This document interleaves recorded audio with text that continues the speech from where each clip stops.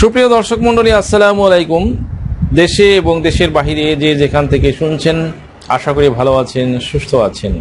আমি অ্যাডভোকেট মোহাম্মদ বেলায়েত হোসেন। আমার আইন বিষয়ক চ্যানেল LK আইন জ্ঞানে আপনাদের সবাইকে জানাই সাদর সম্ভাষণ। ভিউয়ার্স, LK আইন জ্ঞান বেসিক্যালি একটি আইনি সেবা প্রদানকারী চ্যানেল। এই চ্যানেলের মূল উদ্দেশ্য এবং লক্ষ্য হচ্ছে আইনি পরামর্শ সাধারণ মানুষের কাছে পৌঁছে দেওয়া।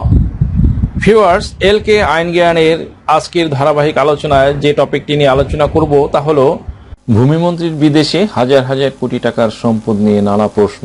বাংলাদেশের ভূমিমন্ত্রী সাইফুজ্জামান চৌধুরীর ব্রিটেনে হাজার হাজার কোটি টাকার সম্পদ আছে বলে বিভিন্ন সংবাদ মাধ্যমে খবর বেরিয়েছে। বাংলাদেশ থেকে বিদেশে টাকা নেওয়া জটিল প্রক্রিয়া হলেও ভূমিমন্ত্রী হিসেবে কিভাবে বিদেশে এত সম্পদ গড়ে তুলেছেন সেটি নিয়ে নানা প্রশ্ন উঠেছে। তবে ভূমিমন্ত্রী সাইফুজ্জামান চৌধুরী সম্প্রতি তার নির্বাচনী এলাকায় এক জনসভায় দাবি করেছেন, তার বিরুদ্ধে দুর্নীতি প্রমাণ করতে পারলে রাজনীতি ছেড়ে দেবেন তিনি।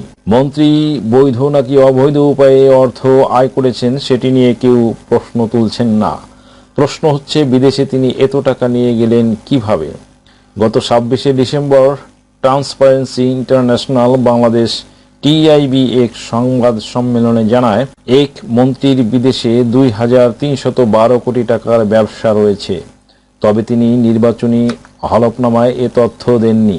ওই সংবাদ সম্মেলনে TIB ওই মন্ত্রীর নাম প্রকাশ করেননি।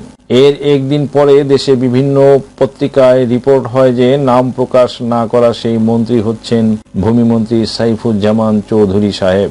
বেশ কয়েকটি পত্রিকায় মন্ত্রীর পরিচয় প্রকাশ হবার পরে বিষয়টি জানতে চাওয়াও হয় TIBর নির্বাহী পরিচালক ইফতেখারুজ্জামান এর কাছে। তিনি BBC বাংলাকে বলেন, তারা যে মন্ত্রীর সম্পদের বিষয়ে তথ্য তুলে ধরেছিলেন তিনি ভূমিমন্ত্রী সাইফুজ্জামান চৌধুরী ছিলেন।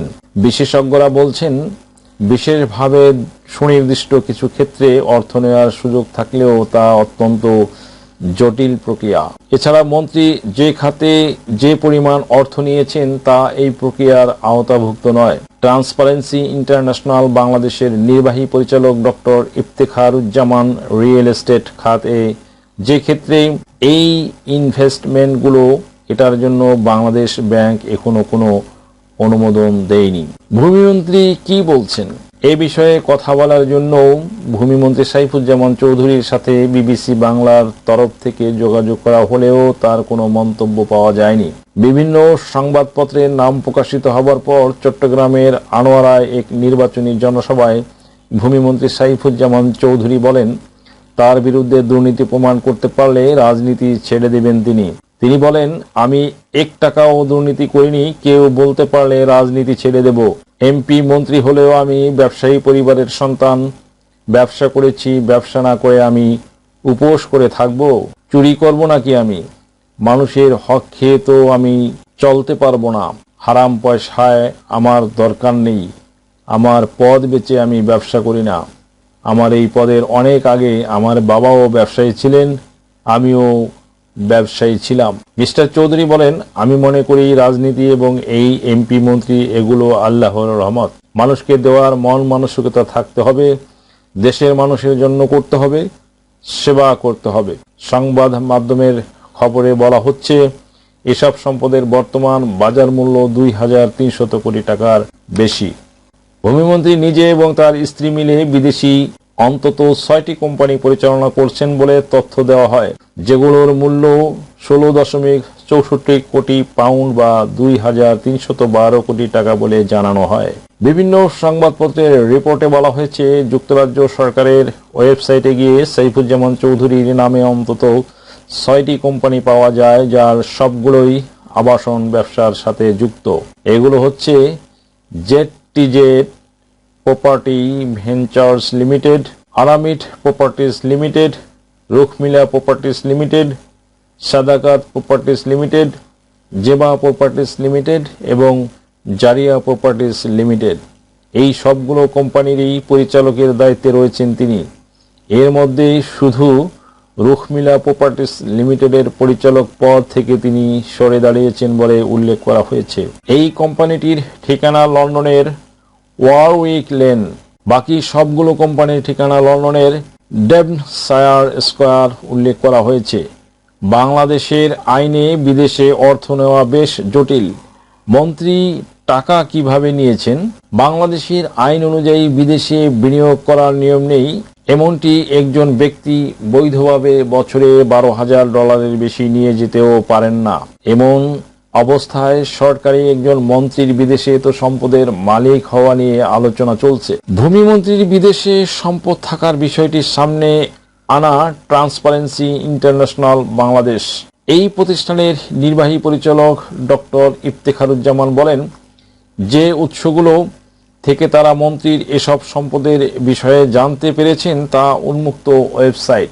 সেখানে শুধু সম্পদের হিসাব রয়েছে, কিন্তু এসব সম্পদ গড়তে মন্ত্রী কোনো উপায়ে অর্থ নিয়েছেন তা বলা হয়নি, যার কারণে মন্ত্রী কিভাবে অর্থ নিয়ে গেছেন সেটি তাদের পক্ষে জানা সম্ভব হয়নি। তবে সংশ্লিষ্ট সংস্থাগুলো চাইলে সেটা তদন্ত করে বের করা সম্ভব বলে মনে করেন তিনি। এক্ষেত্রে দরকার হলে বিদেশি সহায়তাও নেওয়া যেতে পারে। মিস্টার ইফতেখারুজ্জামান বলেন, বাংলাদেশ এবং যুক্তরাজ্য দুদেশেই জাতিসংঘের আন্তর্জাতিক দুর্নীতি বিরোধী কনভেনশনের সদস্য, ফলে এই দুই দেশ চাইলে যৌথভাবে কাজ করতে পারবে। সেই সুযোগ ছাড়াও আইনি কাঠামো আছে। সরকার চাইলে বিএফআইইউ বাংলাদেশ ফিনান্সিয়াল ইন্টেলিজেন্স ইউনিটের নেতৃত্বে দুর্নীতি দমন কমিশন, সিআইডি, জাতীয় রাজস্ব বোর্ড এ ধরনের সংস্থাগুলো যদি সঠিকভাবে চেষ্টা করে তাহলে অবশ্যই সবকিছুই বের করা সম্ভব। টিইবির এই নির্বাহী কর্মকর্তা বলেন, নিয়ম অনুযায়ী কোনো ব্যক্তি $12,000 বেশি দেশ থেকে বিদেশে নিতে পারেন না। সেই বিবেচনায় ভূমিমন্ত্রী যে পরিমাণ অর্থ নিয়েছেন তা এই সীমার চেয়ে অনেক বেশি। তাই এই বিষয়টি প্রশ্নবিদ্ধ বলে উল্লেখ করেন তিনি।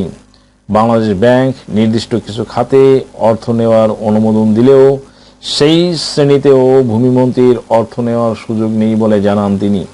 তিনি বলেন, রিয়েল এস্টেট খাত যে ক্ষেত্রে এই ইনভেস্টমেন্টগুলো, এটার জন্য আমাদের জন্য বাংলাদেশ ব্যাংক এখনো কোনো অনুমোদন দেয়নি। এই বিষয়ে সাবেক ব্যাংকার ও অর্থনীতিবিদ আহসান এইচ মনসুর বলেন, যে পরিমাণ অর্থ নেওয়া হয়েছে তা আসলে অবৈধ উপায়ে পাচার করা হয়েছে, এই বিষয়ে কোনো সন্দেহ নেই। এই বিষয়ে ভূমিমন্ত্রী সাইফুজ্জামান চৌধুরীর সাথে যোগাযোগ করা হলেও তাৎক্ষণিকভাবে তার কোনো মন্তব্য পাওয়া যায়নি। একজন ব্যক্তি বাংলাদেশ থেকে বৈধভাবে বছরে $12,000 বেশি বিদেশে নিয়ে যেতে পারেন না। আইন কি বলে? বাংলাদেশ ব্যাংকের বৈদেশিক মুদ্রানীতি অনুযায়ী ব্যক্তিগত ভ্রমণের জন্য বাংলাদেশের বাসিন্দারা প্রতি বছর মাথাপিছু সর্বোচ্চ $12,000 নিতে পারবেন। বিদেশে চিকিৎসার জন্য যেতে হলে বিশেষ অনুমতি সাপেক্ষে আরও $10,000 নেয়ার বিধান রয়েছে। এর বেশি পরিমাণ অর্থ দরকার হলে আগে বাংলাদেশ ব্যাংকের অনুমতি নিতে হবে। এছাড়া বাংলাদেশের বাসিন্দারা দেশে স্থাবর সম্পত্তি বিক্রি করে সেই টাকা বৈদেশিক মুদ্রায় বিদেশে পাঠানোর নিয়ম নেই। এছাড়া বিদেশে প্রত্যক্ষ বা পোর্টফোলিও বিনিয়োগ বাংলাদেশিদের জন্য উন্মুক্ত নয়, কারণ বাংলাদেশি টাকা মূলধনী খাতে রূপান্তরযোগ্য ঘোষিত নয়, যার কারণে বাংলাদেশি মুদ্রা বৈদেশিক মুদ্রার রূপান্তর করে পাঠানোর সুযোগ নেই। ট্রান্সপারেন্সি ইন্টারন্যাশনাল বাংলাদেশের নির্বাহী পরিচালক ডক্টর ইফতেখারুজ্জামান জানান, সাম্প্রতিক সময়ে সরকার ও বাংলাদেশ ব্যাংক কিছু কিছু ক্ষেত্রে বিনিয়োগের অনুমতি দেয়, তবে সেটা সুনির্দিষ্ট খাত ভিত্তিক। বিদেশে ইন্ডাস্ট্রি গড়তে চায় এমন ব্যক্তিদেরকে অনুমতি দেয়, তবে সেটার সুনির্দিষ্ট খাত আছে এবং সুনির্দিষ্ট অনুমোদন লাগে বলেন তিনি। এই বিষয়ে অর্থনীতিবিদ আহসান এইচ মনসুর বলেন, কোনো শিল্প প্রতিষ্ঠানের জন্য বিশেষ কিছু ক্ষেত্রে বাইরে বিনিয়োগের অনুমতি দেওয়া হয়, তবে কোনো সম্পত্তি কেনার জন্য অনুমতি দেওয়া হয় না। এই অনুমোদন মিলিতভাবে দেয় বাংলাদেশ ব্যাংক এবং Bangladesh investment development authority BIDA. এই দুই প্রতিষ্ঠান একসাথে বসে সেটা অ্যাপ্রুভ করে, তখন সেই টাকা বাইরে নিয়ে সেই ইন্ডাস্ট্রি তারা করতে পারে। সেটা সিলেক্টিভলি এবং একেবারে কেস বাই কেস দেওয়া হয়। সেটা এক্ষেত্রে পড়বেই না বলে মিস্টার মনসুর বলেন। উদাহরণ হিসেবে তিনি বলেন, গার্মেন্টস শিল্প হয়তো ইথিওপিয়াতে কোনো শিল্প কারখানা গড়ে তুলতে চায়, তাহলে সেক্ষেত্রে তাদের অনুমোদন দেওয়া হতে পারে। আবার কোনো কোম্পানি যদি অন্য কোনো দেশে আউটলেট বা দোকান করতে চায় তাহলে সেটা করতে পারে। একইভাবে হতে পারে দেশের কোনো ফার্নিচার কোম্পানি যদি মালয়েশিয়াতে কোনো প্রতিষ্ঠান গড়তে চায় সেক্ষেত্রে দেওয়া যেতে পারে। এই ধরনের বিষয়েও বাছাইকৃত কিছু ক্ষেত্রে দেশের বাইরে বিনিয়োগ করতে পারে, তবে এক্ষেত্রেও কঠোর নিয়ম নীতি অনুসরণ করতে হয়, যেগুলো মোটেই সহজ বলে জানান তিনি। যেখানে তাদের নিয়মিত রিপোর্টিং করতে হয়, তাদের ডিভিডেন্স আনতে হয়, ইত্যাদি ইত্যাদি বলেন মিস্টার মনসুর। সুপ্রিয় দর্শক মণ্ডলী, ভূমিমন্ত্রী সাইফুজ্জামানের এখনো কর্মকাণ্ডের ব্যাপারে কোনো মন্তব্য করার প্রয়োজন মনে করছি না, তবে তিনি দলিল যার জমিদার এই স্লোগানে যে 3টি ভূমি আইন পাশ করেছেন সংসদে এবং এই আইনের গেজেট সহ বিধি জারিও করেছেন এবং ভূমি খাতে ব্যাপক উন্নয়ন সাধন করেছেন। ভিউয়ার্স, ভিডিওটি ভালো লাগলে লাইক, শেয়ার, কমেন্টস এবং সাবস্ক্রাইব করে পাশে থাকা বেল আইকনটি প্রেস করে দিন, যাতে পরবর্তী ভিডিওর নোটিফিকেশনটি সহজেই পেয়ে যান।